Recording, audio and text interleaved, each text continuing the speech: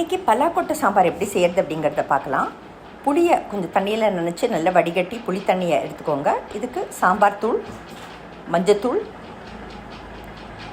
உப்பு, பெருங்காயம் சேருங்க. நல்லா அது கொதிச்சிட்ருக்கட்டும்.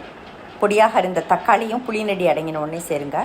துவரம்பருப்பை நல்லா வாஷ் பண்ணிவிட்டு ஒரு குக்கரில் போட்டு மஞ்சத்தூள், சீரகம் சேர்த்து 3 விசில் விட்டு நல்லா குழைய வேக வச்சு எடுத்துக்கோங்க.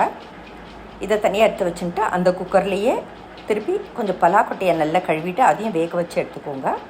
நல்ல வெந்ததான அந்த பலாக்கொட்டை தோலியை நல்லா உரித்து எடுத்துருங்க. இதோ உரித்ததான அந்த பலாக்கொட்டை, தோலி உரித்ததான அந்த பலாக்கொட்டை அதையும் சாம்பாரில் போட்டு நல்லா கொதிக்க விடுங்க. இதுக்கு நம்ம வெறும் சாம்பார் பொடி தான் யூஸ் பண்ணியிருக்கோம்.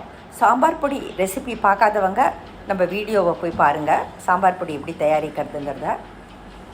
இதில் நல்ல குழைய வெந்ததான அந்த துவரம்பருப்பு கலவையை போட்டுட்டு நல்ல ஒரு கொதி விடுங்க. நான் இன்றைக்கி ஆலிவ் ஆயிலில் இதுக்கு தாளிக்க போகிறேன். ஆலிவ் ஆயில் கொஞ்சமாக போட்டு அதில் கடுகு போட்டு வெடிக்க விடுங்க. கடுகு நல்லா வெடித்த உடனே அதில் சிவப்பு மிளகாய் வற்றல் போடுங்க.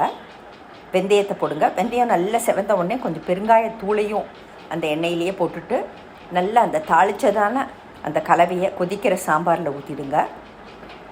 பொடியாக இருந்த கொத்தமல்லி தழையை தூவினாக்க நம்மளுடைய தென்னிந்திய ஸ்பெஷாலிட்டியான பலாக்கொட்டை சாம்பார் ரெடி.